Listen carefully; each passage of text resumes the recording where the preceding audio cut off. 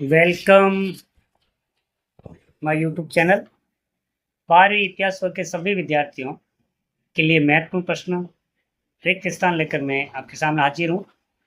तो 25 प्रश्न रिक्त स्थान संबंधित हमने पहले चैप्टर में कर लिए थे और अब 26 से 50 तक प्रश्नों पर अपन चर्चा करेंगे।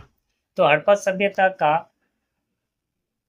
सबसे बड़ा स्थल, तो हड़प्पा सभ्यता का सबसे बड़ा स्थल है आपके धौलावीरा।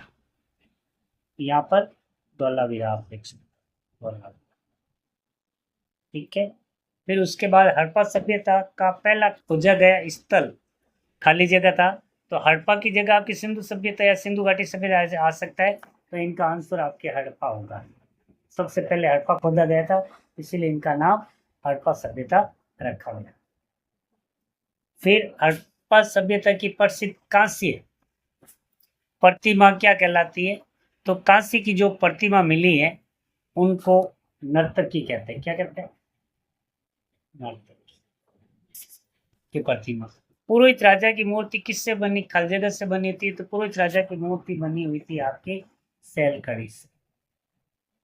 सैलकड़ी जो पत्थर था उससे इनकी मूर्ति बनी थी। और हड़प्पा सभ्यता के नगरों में सड़कें एक दूसरे को समकोण पर काटती, समकोण पर काटती थी। और हड़प्पा सभ्यता की अर्थव्यवस्था का मुख्य आधार था कृषि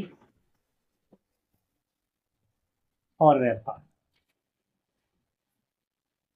फिर आगे हड़प्पा सभ्यता में अनाज रखने के लिए बड़े भवन जो बनाए जाते थे उसको अन्नागार कहते हैं।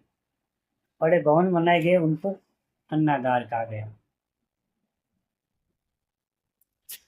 हड़प्पा सभ्यता के लोग मुख्य रूप से खाली जगह धातु का प्रयोग करते थे। तो यहाँ पर आपके कांस्य होगा, कांसा था उनका प्रयोग करते थे। फिर हड़प्पा सभ्यता के लोगों को खाली जगह धातु का ज्ञान नहीं था, तो इसमें लोहा के बारे में उनको जानकारी कम थी। फिर हड़प्पा सभ्यता की लिपि आज तक खाली जगह नहीं जा सकी। तो हड़प्पा सभ्यता की लिपि है जो आज तक पढ़ी नहीं जा सकी, यानी इसको कोई नहीं पढ़ पाए। फिर हड़प्पा सभ्यता के प्रमुख व्यापारिक साझेदार मतलब मेसोपोटामिया, सबसे ज्यादा व्यापार साझेदार था मेसोपोटामिया। मेसोपोटामिया और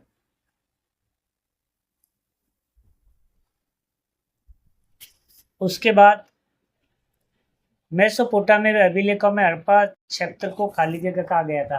हड़प्पा क्षेत्र को मेलुहा, मेसोपोटामिया के लेख में मेलुहा कहा गया। मेलुहा लोथल की प्रसिद्ध थी। उसकी लोथल क्यों प्रसिद्ध था? बंदरगाह के लिए। लोथल प्रसिद्ध था आपके बंदरगाह के लिए। लोथल प्रसिद्ध था बंदरगाह के लिए। बंदरगाह बंदरगाह के लिए लोथल प्रसिद्ध। कालीबंगा से खाली जगह खेत के प्रमाण मिले हैं। कालीबंगा में झुकते हुए खेत के प्रमाण मिले हैं। हड़प्पा सभ्यता की जल निकासी व्यवस्था कैसे ईंटों से बनी हुई थी? तो पक्की ईंटों से बनी थी। हड़प्पा सभ्यता में घरों के दरवाजे सामान्य आंगन की ओर खुलते थे। आंगन था उसकी ओर ये दरवाजे खुलते थे, आंगन की ओर खुलते थे। मन के बनाने का उसमें प्रमुख केंद्र था, कालीजा केंद्र तो चहुंदड़ो। मन के बनाने का प्रमुख केंद्र था उस समय चहुंदड़ो। चहुंदड़ो में मन के बनाने के कारखाने भी मिले हैं। फिर अगला 44 सवाल है। हड़प्पा सभ्यता में कपास का उपयोग खाली जगह बनाने के लिए किया जाता था। अब आप देखो, कपास का उपयोग वस्त्र बनाने के लिए किया जाता था और वस्त्र के अवशेष भी कालीबंगा में मिले हैं। हड़प्पा सभ्यता के लोग मुख्य खाली जगह और जौ की खेती करते थे। तो वो गेहूं और जौ की खेती करते थे। गेहूं और जौ की खेती करते थे। तो यहाँ आ जाएगा आपके गेहूं। हड़प्पा सभ्यता के नगर दो भागों में, दुर्ग और निचला शहर, निचला शहर दो भागों में विभाजित।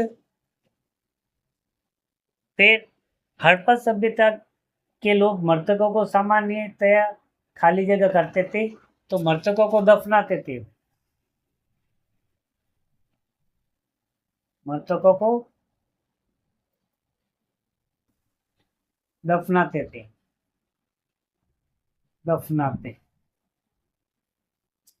फिर हड़प्पा सभ्यता का अध्ययन मुख्य खाली जगह साक्ष्यों पर किया जाता है। तो साक्ष्य हो गया आपके पुरातात्विक, पुरातात्विक साक्ष्य। सिंधु सभ्यता को खाली जगह सभ्यता भी कहते हैं, हड़प्पा। तो ये आपके 50 रिक्त स्थान पूरे, इन 50 से बाहर कोई भी बोर्ड प्रिंट में आने से नहीं रुक सकते। तो ये 50 के 50 आप लोग इनको लर्न कर लें, ताकि आप पेपर में एक एक नंबर करके, ये 6 नंबर की खाली जगह आती है, इस पार्ट से अगर आएगी तो आप सारी कर पाओगे। और इसी प्रकार से हमारे सेवा लेने के लिए या हमारे वीडियो आप तक पहुँचे, तो सबसे पहले आप हमारे चैनल को लाइक करें, सब